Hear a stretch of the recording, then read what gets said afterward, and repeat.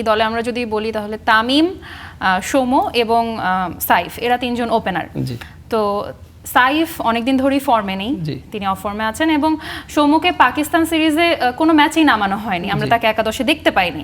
তো আপনার কি মনে হয় তামিমের সাথে আমরা এবার আসলে কাকে দেখতে পারি ওপেনার হিসেবে?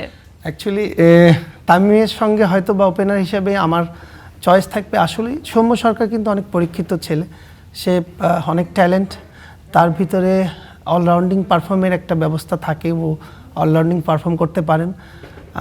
আবার তার দলের প্রয়োজনে সে অনেক সময় অনেক ভালো ভালো ইনিংসও উপহার দিয়েছেন। আমাদের দেশের যতগুলো জয় ছিল তার মধ্যে সৌম্য সরকারের অনেক ভালো ভালো ইনিংস ছিল। আর সাইফ হাসানের কথা বলছেন, সাইফ হাসান নিঃসন্দেহে অনেক গুড ওয়েল টেকনিক প্লেয়ার, সেও আমাদের দেশের। এখন সাইফ হাসান সৌম্য সরকার যদি চিন্তা করি, অভিজ্ঞতার দিক থেকে সাইফ হাসানের চেয়ে সৌম্য সরকারকে আমি এগিয়ে রাখবো।